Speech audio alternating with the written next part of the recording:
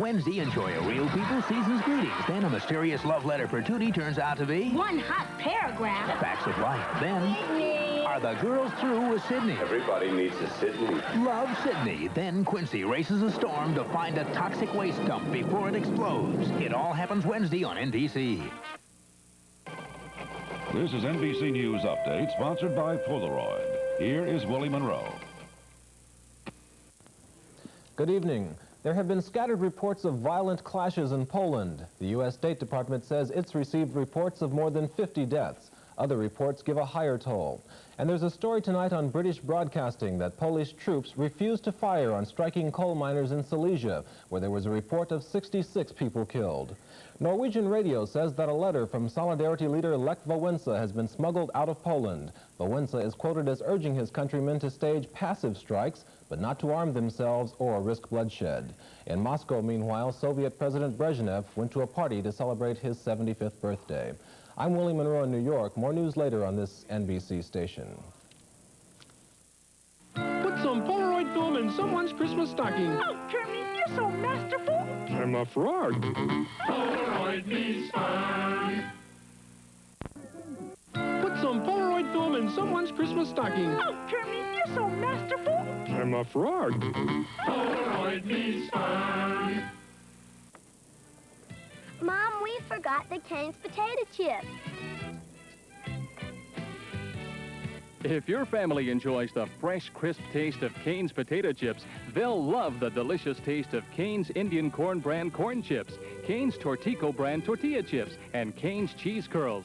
So treat your family as good as company. Bring home the all-natural goodness of Cane's. Nothing but Cane's goodness. When the mob told Walter Massow to bump off a stool pigeon, he needed tools he could trust. Instead, he got a lemon, Jack Lemon. Like what line of work are you in? Pest control. Oh, I spray them, I poison them, I shoot them. The greatest movie buddies of all time are back. Jack Lemmon, Walter Massow. Have I done something to offend you? Get in there. Buddy Buddy, rated R. Now playing at the Franklin Park Cinemas, check newspapers. For the best of everything, let's go Kroger. Christmas dinner. An NBC program scheduled for this time will be seen in their entirety following this NBC News special report. Here from Washington is NBC News White House correspondent John Palmer. Good evening. In a few minutes, President Reagan will address the nation from the Oval Office. Tonight's speech had been planned as a Christmas message, but has now been expanded to deal with the crisis in Poland.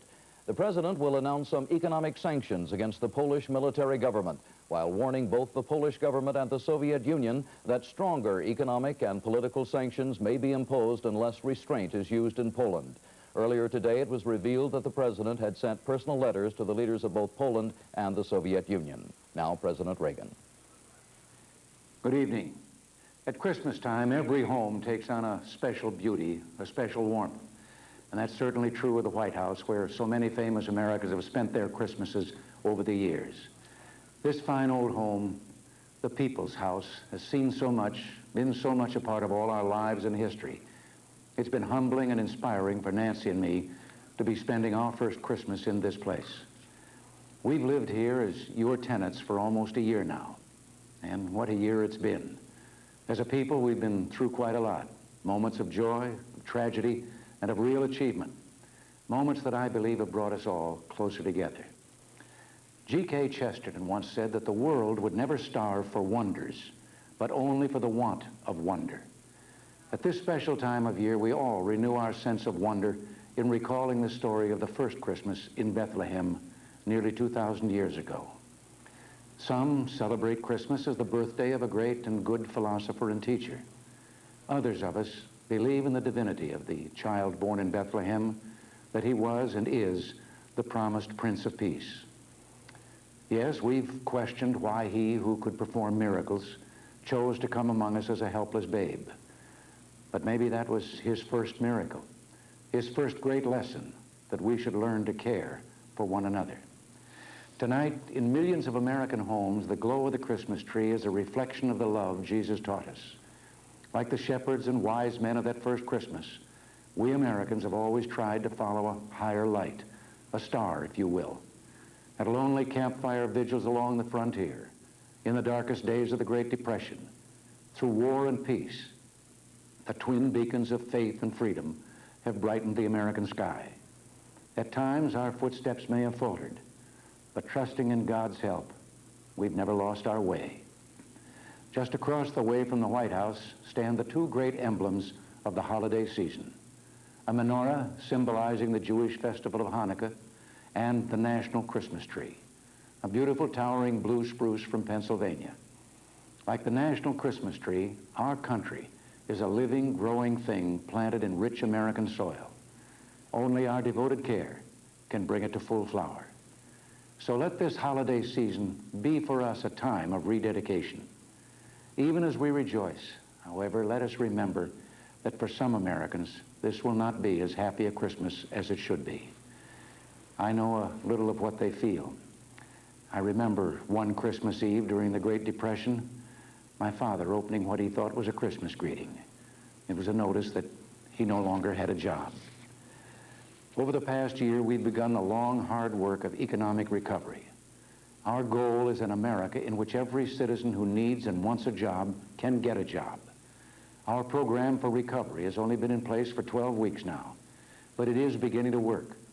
With your help and prayers, it will succeed. We're winning the battle against inflation, runaway government spending, and taxation. And that victory will mean more economic growth, more jobs, and more opportunity for all Americans. A few months before he took up residence in this house, one of my predecessors, John Kennedy, tried to sum up the temper of the times with a quote from an author closely tied to Christmas, Charles Dickens. We were living, he said, in the best of times and the worst of times. Well, in some ways, that's even more true today. The world is full of peril as well as promise. Too many of its people, even now, live in the shadow of want and tyranny.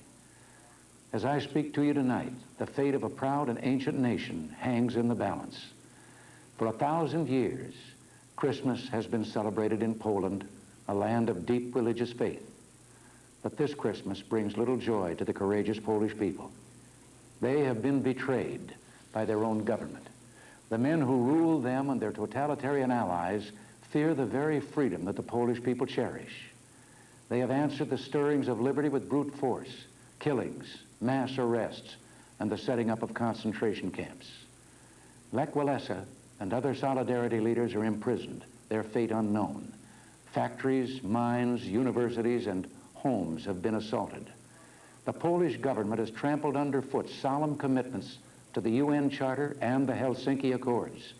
It has even broken the Gdansk Agreement of August 1980, by which the Polish government recognized the basic right of its people to form free trade unions and to strike. The tragic events now occurring in Poland almost 2 years to the day after the Soviet invasion of Afghanistan have been precipitated by public and secret pressure from the Soviet Union. It is no coincidence that Soviet Marshal Kulikov, chief of the Warsaw Pact forces, and other senior Red Army officers were in Poland while these outrages were being initiated. And it is no coincidence that the martial law proclamations imposed in December by the Polish government were being printed in the Soviet Union in September. The target of this depression is the Solidarity movement. But in attacking Solidarity, its enemies attack an entire people. 10 million of Poland's 36 million citizens are members of Solidarity. Taken together with their families, they account for the overwhelming majority of the Polish nation. By persecuting Solidarity, the Polish government wages war against its own people. I urge the Polish government and its allies to consider the consequences of their actions. How can they possibly justify using naked force to crush a people who ask for nothing more than the right to lead their own lives in freedom and dignity? Brute force may intimidate, but it cannot form the basis of an enduring society, and the ailing Polish economy cannot be rebuilt with terror tactics. Poland needs cooperation between its government and its people, not military oppression. If the Polish government will honor the commitments it has made to basic human rights in documents like the Gdansk Agreement. We in America will gladly do our share to help the shattered Polish economy, just as we helped the countries of Europe after both world wars. It's ironic that we offered and Poland expressed interest in accepting our help after World War II. The Soviet Union intervened then and refused to allow such help to Poland. But if the forces of tyranny in Poland and those who incite them from without do not relent, they should prepare themselves for serious consequences. Already, throughout the free world, citizens have publicly demonstrated their support for the Polish people. Our government and those of our allies have expressed moral revulsion at the police state tactics of Poland's oppressors. The church has also spoken out in spite of threats and intimidation. But our reaction cannot stop there. I want emphatically to state tonight that if the outrages in Poland do not cease, we cannot and will not conduct business as usual with the perpetrators and those who aid and abet them. Make no mistake, their crime will cost them dearly in their future dealings with America and free peoples everywhere. I do not make this statement lightly or without serious reflection. We have been measured and deliberate in our reaction to the tragic events in Poland. We have not acted in haste, and the steps I will outline tonight and others we may take in the days ahead are firm, just, and reasonable.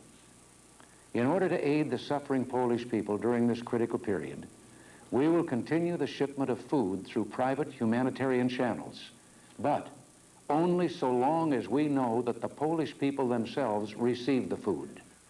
The neighboring country of Austria has opened her doors to refugees from Poland. I have therefore directed that American assistance, including supplies of basic foodstuffs, be offered to aid the Austrians in providing for these refugees.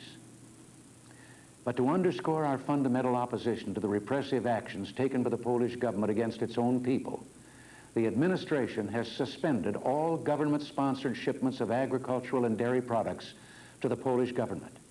This suspension will remain in force until absolute assurances are received that distribution of these products is monitored and guaranteed by independent agencies. We must be sure that every bit of food provided by America goes to the Polish people, not to their oppressors. The United States is taking immediate action to suspend major elements of our economic relationships with the Polish government. We have halted the renewal of the Export-Import Bank's line of export credit insurance to the Polish government. We will suspend Polish civil aviation privileges in the United States. We are suspending the right of Poland's fishing fleet to operate in American waters. And we're proposing to our allies the further restriction of high-technology exports to Poland. These actions are not directed against the Polish people.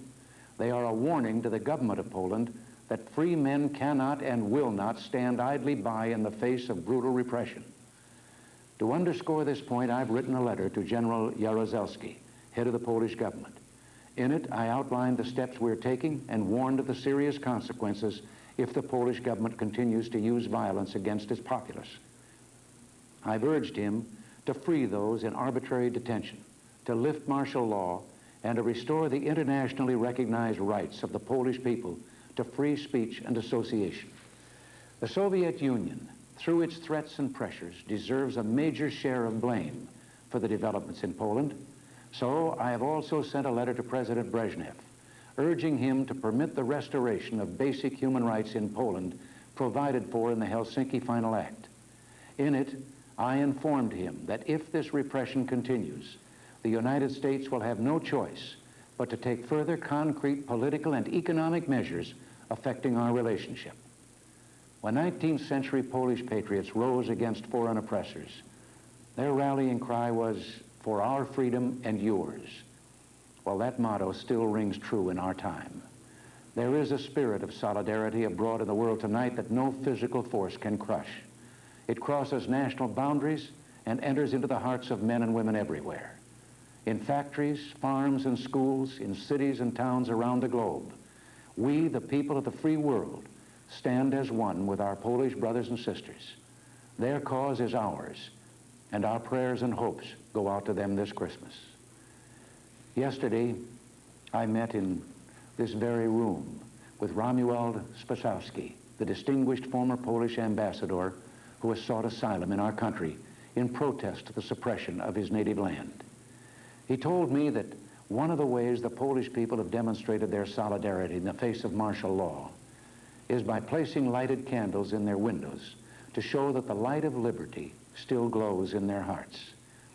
Ambassador Spasowski requested that on Christmas Eve, a lighted candle will burn in the White House window as a small but certain beacon of our solidarity with the Polish people. I urge all of you to do the same tomorrow night, on Christmas Eve, as a personal statement of your commitment to the steps we're taking to support the brave people of Poland in their time of troubles.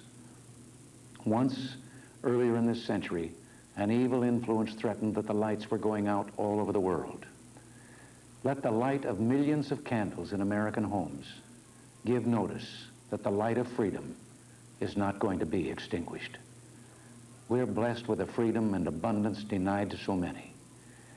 Let those candles remind us that these blessings bring with them a solemn obligation, an obligation to the God who guides us, an obligation to the heritage of liberty and dignity handed down to us by our forefathers, and an obligation to the children of the world, whose future will be shaped by the way we live our lives today. Christmas means so much because of one special child, but Christmas also reminds us that all children are special, that they are gifts from God, gifts beyond price that mean more than any presents money can buy. In their love and laughter, in our hopes for their future, lies the true meaning of Christmas. So, in a spirit of gratitude for what we've been able to achieve together over the past year, and looking forward to all that we hope to achieve together in the years ahead, Nancy and I want to wish you all the best of holiday seasons. As Charles Dickens, whom I quoted a few moments ago, said so well in A Christmas Carol, God bless us, everyone. Good night. And so the President, in his Christmas message from the Oval Office, talked of what he called the tragic situation in Poland and announced he's taken some economic steps against the Polish military government. Steps such as halting financial credits to the Polish government and suspending Polish aviation privileges in this country and suspending Polish fishing rights in American waters. I have been joined by NBC News State Department correspondent Marvin Kalb. Marvin, the President could have taken stronger actions, couldn't he? He probably could have taken stronger actions, but at the same time, he wanted to make a particular kind of point to the Polish government authorities, and that was to try to pressure them to moderate their policies, to try to stop the violence against the Polish people. At the same time, it ought to be pointed out that these are unilateral American steps. The United States tried to get the allies to help, tried to get the European allies, Japan to help. That did not yet work out, so these are steps being taken just by the U.S. government. They are modest steps. It's pointed out at a briefing here, really at the State Department about a little over an hour ago by a senior official. Nobody can take any more dramatic steps because it is recognized, basically, that this is all within the Soviet sphere of influence. And finally, they want to insulate the Geneva nuclear arms talks from whatever is going on inside Poland. Secretary Haig has a meeting with Soviet Foreign Minister Gromyko in a month from now. They want to start strategic arms talks next spring, and it is hoped that if the action in Poland is somehow restricted to what is now going on and does not invite Soviet intervention on a massive scale and repression, that the nuclear arms talks between the two superpowers can somehow continue.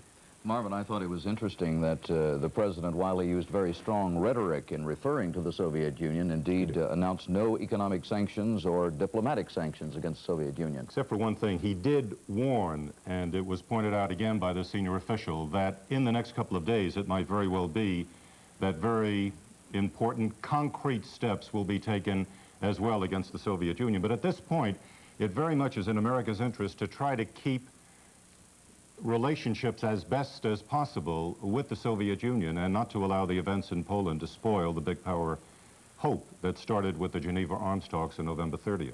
Well, it's pretty clear, is it not, Marvin, from what we've heard tonight, that the President and indeed the United States is not going to go to war over Poland. The United States, it is quite clear, is not going to go to war over Poland. It is trying to take a series of actions to moderate events, but at the same time, it is known at the top levels of the Reagan administration that the action that can be taken is limited. The president announced certain limited steps today. He promised a few others, but they all end up as being limited because nothing dramatic can take place. Thank you very much, State Department correspondent for NBC News, Marvin Kalb. I'm John Palmer, NBC News, Washington. Good evening. Some people think the 1982 Ronald McDonald Sticker Fun coloring calendar is just for fun. Yep. While others think it's for saving money. Absolutely. Well, it's both. There's Sticker Fun for every month.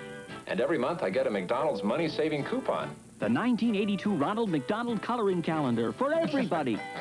Help support the house that love built. Buy your 1982 coloring calendar now for 50 cents, and 25 cents from your purchase will be donated to the Ronald McDonald House of Northwestern Ohio. A Swanton Township zoning election dispute goes to court. Details at 11.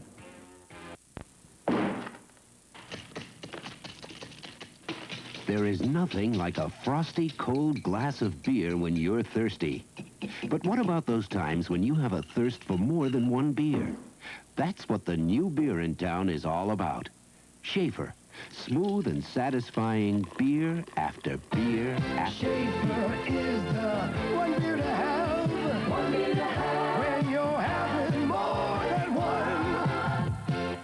Some people think the 1982 Ronald McDonald Sticker Fun coloring calendar is just for fun. Yep. While others think it's for saving money. Absolutely. Well, it's both. There's Sticker Fun for every month. And every month I get a McDonald's money-saving coupon. The 1982 Ronald McDonald coloring calendar for everybody. Help support the house that love built. Buy your 1982 coloring calendar now for 50 cents, and 25 cents from your purchase will be donated to the Ronald McDonald House of Northwestern Ohio. U.S. Steel gets the go-ahead to purchase Marathon stock. An update at 11.